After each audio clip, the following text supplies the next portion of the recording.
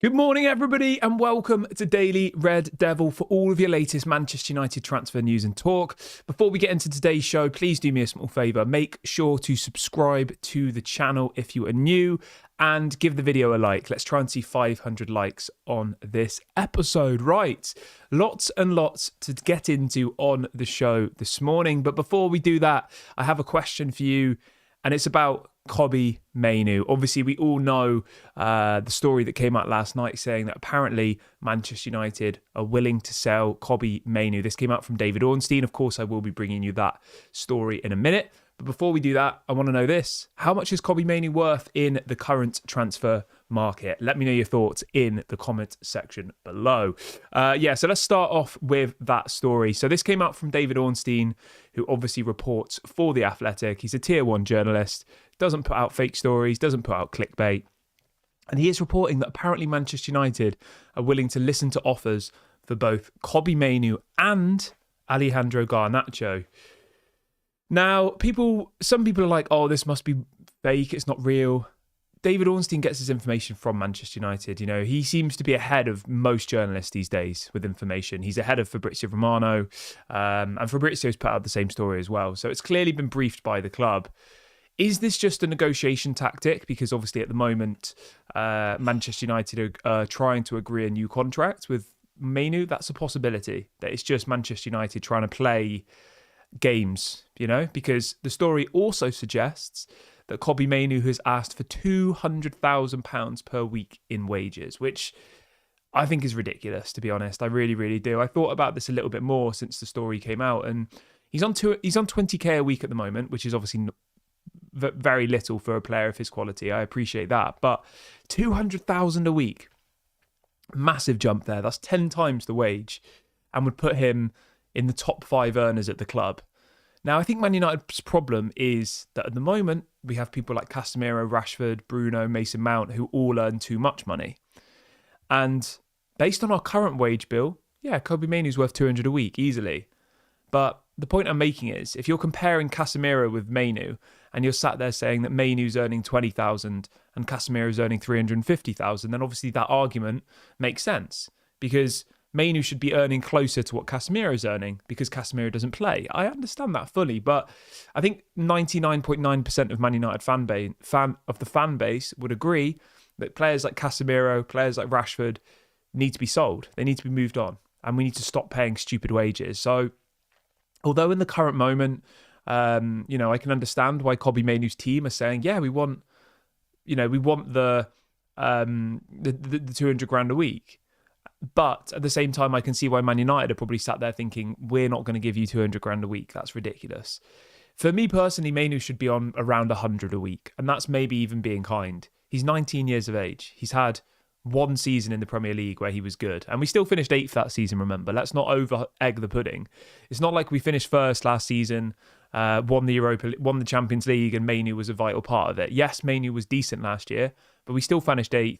And this season we're 13th. So yes, he's one of our better players. He has struggled this season, in my opinion.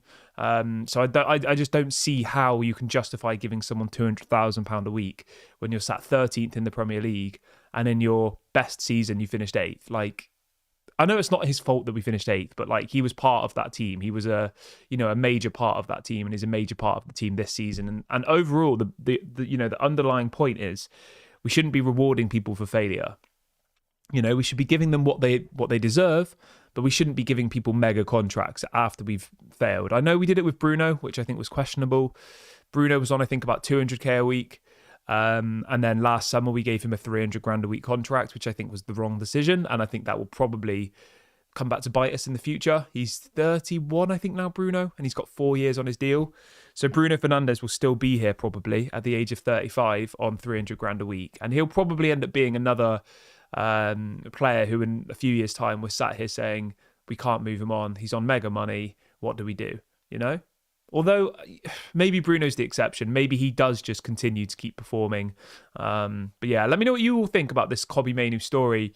For me personally, I do just think it's a negotiation tactic from Manchester United. I feel like they're not happy to pay the 200 grand a week that his agent supposedly is asking for. And because of that, now you get stories saying that no player is unsellable. And, that's the story that's effectively come out from David Ornstein. But, in some ways, I do agree that no player is unsellable, Like, we are 13th in the Premier League. If Chelsea want to pay 150 million for Mainoo, then you have to consider it, don't you? And I know that's not what people want to hear, but it's not like we're top of the league, absolutely blowing teams away, and Mainoo and Garnacho are kind of vital parts of that organisation. We're 13th in the Premier League. We lost 3-0 to Bournemouth, 2-0 to Wolves. We lost at home to Nottingham Forest. Like, we've been absolutely terrible this season. And if somebody like Chelsea wants to pay 150 million for Mainoo, then obviously you're going to consider it, So I think this story has been blown out of proportion a little bit. I think some people in the fan base are using this as fuel to continue with an agenda against Ineos. I don't like Ineos. I think they've been really bad since they've came into the club. But I think the Glazers would have sold Kobbie Mainoo if we'd have got a mega offer for him. It's one of those situations where, is it a nice story to hear? No. Do we want it to happen? No. But the fact of the matter is, you've got a player who can't agree a new contract, is asking for more money than he's worth, let's be honest. And the club are putting out a story saying that no player is unsellable. If a big offer comes in, we'll consider it. So that's kind of where this story is. But obviously it has been blown out of proportion. And, some people in the fan base are very unhappy about it, which is fine. Obviously, everyone is entitled to their opinion. But yeah, so obviously that story came out from David Ornstein yesterday. And I think there was a couple of other journalists who were also reporting the same story. So it has been quite widely reported, this Mainoo up for sale story. So we'll wait and see what happens. I would be honestly stunned if Mainoo goes anywhere. He's still got, I think, 2 years left on his current contract, and there is the option of an extra year. So he technically has 3 years left. So yeah, obviously the story about Chelsea as well, saying that apparently Chelsea have held talks with Kobbie Mainoo's agent over a potential deal. I don't know. I don't know how advanced those talks are. I imagine it was just like preliminary, if Mainoo was available, we'd be interested type talks, The story also says as well, though, which is, I think, more of a concern, that Mainoo is not confident about the project and that he wants to play Champions League football and that maybe he doesn't want to sign a new long-term deal unless he's going to be paid 200 grand a week. And again, this kind of balls back to why we're in the situation we are now. It's players who are effectively saying, I'm not 100% confident that staying at Manchester United is the right thing for my career, but if you give me 200 grand a week, I'll stay. That's kind of what the narrative is here, realistically, isn't it? And you can't blame him for not being confident about staying at United.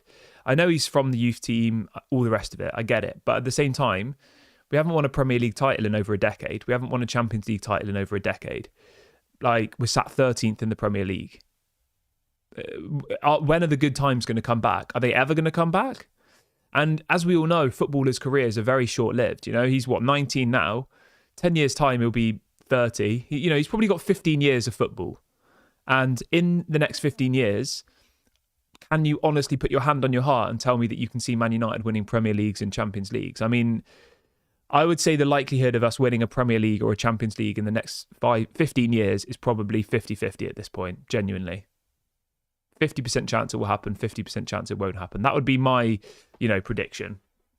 And maybe that's even being kind. People might turn around and say, well, you're sat 13th. How can you say that there's a 50% chance you're going to win a Premier League? But, you have to have a little bit of hope. But at the moment, it is just a 50-50. We might win the Premier League next year. Who knows? But it's unlikely, isn't it?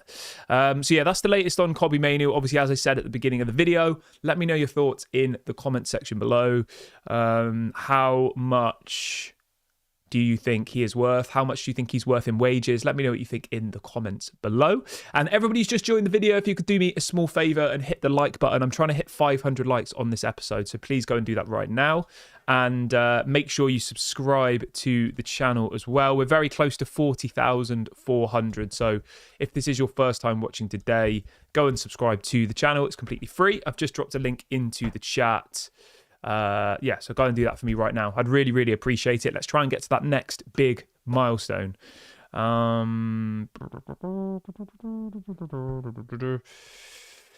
Right, let's move on to this story about Casemiro. So this is coming out from Ben Jacobs. He is reporting this morning that apparently Casemiro has now been offered a £650,000 per week contract by Al Nassr in the Saudi Pro League. Apparently they're willing to pay Manchester United 30 million euros as a transfer fee. I mean, I would bite their hand off if they're willing to do that. 30 million euros. I know that's still a massive loss when you look at what we paid for Casemiro, but I would take it. I would take the 30 million euros. I would take Casemiro being off our wage bill. He's clearly not got a future at the club. It's a shame. You know, when Casemiro came in, I was absolutely buzzing.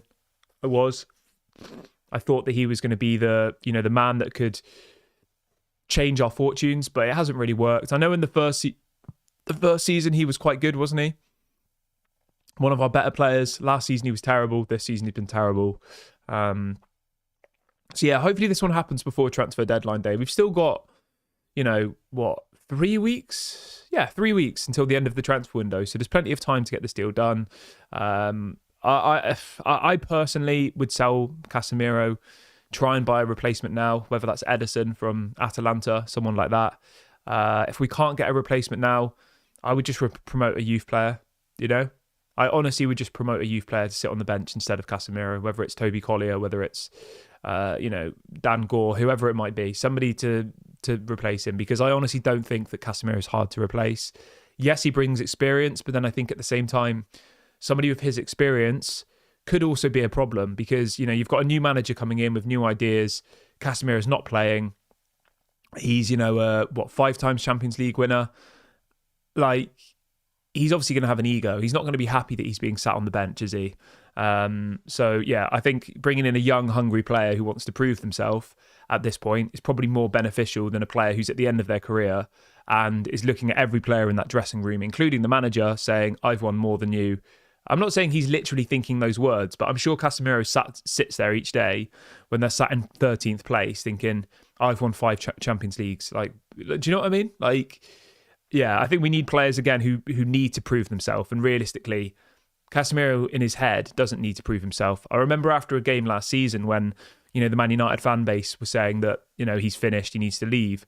And Casemiro's wife put up a picture on her Instagram story of all of his Champions League medals. It's like he clearly thinks that, he's being disrespected and that people need to remember what he's done in the past. But as Man United fans, I don't care whether he won 5 Champions Leagues at Real Madrid. It doesn't affect me. Fair play, well done to him. But I want you to win stuff now. I'm not bothered by the fact that you've won 5 Champions Leagues in the past. That's in the past. And, players are constantly trying to keep up and trying to, stay relevant. And I think that's the biggest problem here for Casemiro. But yeah, I would wish him all the best. Hopefully he accepts this deal. Hopefully he moves to Al Nassr. That's going to save us 350,000 a week in wages and potentially bring us in a transfer fee of 30 million euros. So yeah, I'd be very happy about that. But moving on from there, I want to jump on over to Marcus Rashford. So this is coming out from Damasio, Gianluca Damasio, Italian journalist, Sky Sports. He is reporting that AC Milan have made a bid for Marcus Rashford. He says the offer is a loan with an option to buy. And then the story from Laurie Whitwell says that Dwayne Maynard, who is the brother and agent of Marcus Rashford, was in Milan today to discuss, as in this story came out last night, so as in yesterday, to discuss a loan move to AC Milan. Talks are now at an early stage.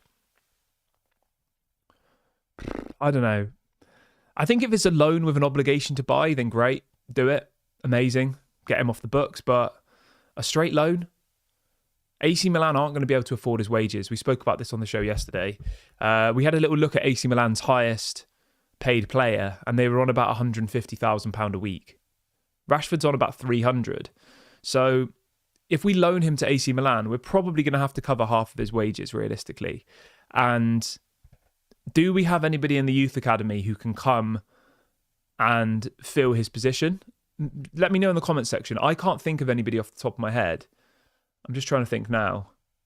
I mean, Chido Obi-Martin's more of a striker than a winger.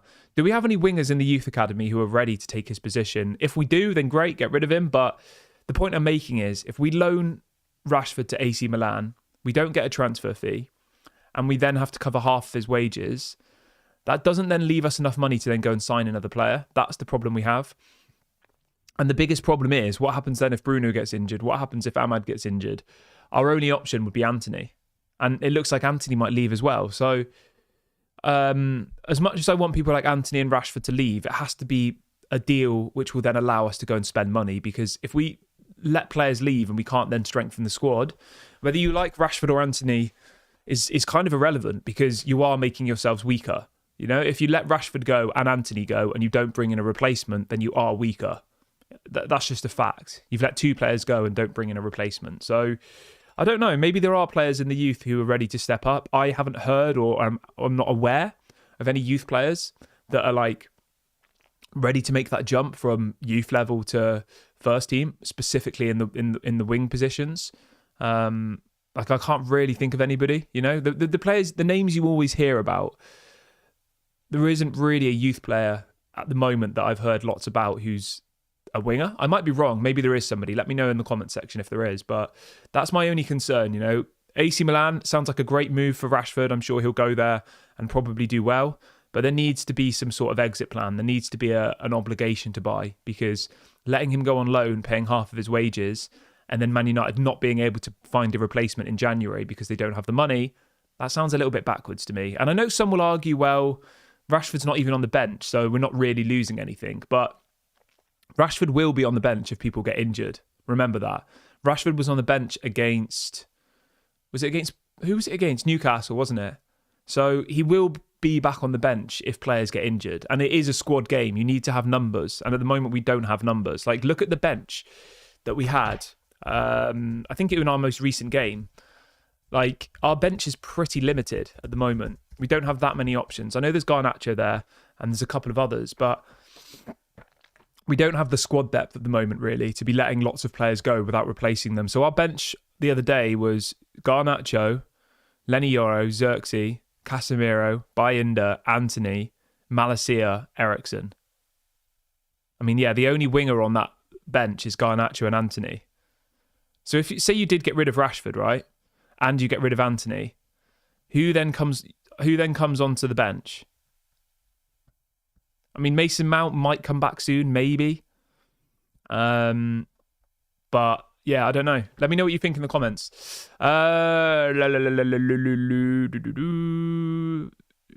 Josh is saying that Chido Obi Martin is too young. Yeah, I would agree. And I mean, he's not even a winger either, so he's more of a striker, isn't he? Let's see what else people are saying. Alex says that we should promote Collier, Dangor, and potentially Jace Fitzgerald or Finley McAllister. I've not heard of those two. I've heard of I know Toby Collier and Dangor, but I don't know the other two names you've mentioned. I'll check them out. Somebody says that Casemiro brings experience to the bench, and that's about it. Al says that Ederson would do more for our midfield than Kobbie Mainoo, if we're being totally honest. I mean, at this stage, yeah, he probably would. Kobbie Mainoo's only 19 and Ederson, I think, is 25? So I would agree with you, you know? Ederson from Atalanta probably would offer us more, but he is 6 years older and he's been playing professional football for a lot longer. So it's kind of an unfair comparison, because you're comparing a player who's only just started playing professional first team football for Man United versus somebody who's been playing for 6 years longer, you know? But I do probably agree with you that Ederson would have a bigger impact immediately now than Kobbie Mainoo would. But imagine what Kobbie Mainoo's going to be like in 2 or 3 years. He's probably going to be one of the best in the world, I reckon, genuinely. When you think that he's still only 19, you know, and he's starting a Euros final for England. He's playing every week for Man United. Imagine what he'll be if we develop him right. He could be one of the best in the world. Now, emphasize the word could. He might get a horrible injury. Something might happen to him. Obviously, I hope that doesn't happen. But, remember all of the names of these wonder kids you hear about. Everyone's saying they're going to be the next best player, and then they just disappear. Like, it does happen. But, yeah. Right. Let's see what people are saying in the chat. Al says, if we could get 40 million for Rashford, I would love to sign Desiree Doué from PSG. We should have signed him instead of Joshua Xerxes. Yeah, I can't see us signing him, though, to be honest. But yeah. So for me, on the Rashford situation, it has to be an obligation to buy. I think, this whole narrative of like loaning him out and let's see what happens in the summer, I just don't buy into it. I just don't think it's a very sensible thing to do. I think we have to have an exit plan. There needs to be like a 30 million obligation to buy for Rashford in the summer. Something around that kind of figure. Because if he goes to AC Milan and doesn't do well, then the situation's even worse. And if he goes to AC Milan and does do well, they're still not going to be able to afford his wages anyway, unless they have an obligation to buy. So, yeah, that's my take on that. Obviously, you can let me know what you think in the comments section below. I'm just going to double check if there's any other news I want to bring you guys this morning. Give me 1 second. I think those are the main topics. Obviously, Mainoo, Rashford, Casemiro. What else have we got? I think that's the lot. There's a little bit more on Rashford that apparently Dortmund and Juventus are interested. Again, that'll be a loan deal.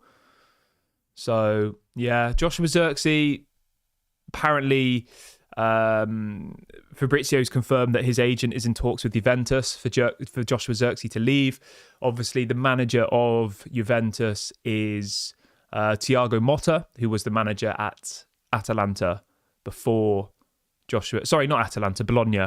So the manager of Juventus now is the manager who Joshua Zirkzee worked at his previous club, which was Bologna. So Motta left Bologna, I think in the summer, joined Juventus, and now Thiago Motta, new manager of Juventus, wants to bring in Joshua Zirkzee to the Serie A. So that's another one to keep an eye on. But again, we'll need a replacement. It's all good and well us sat here screaming, sell Antony, sell Casemiro, sell Zirkzee. But unless we get money for these players, not loans, we're not going to be able to buy replacements.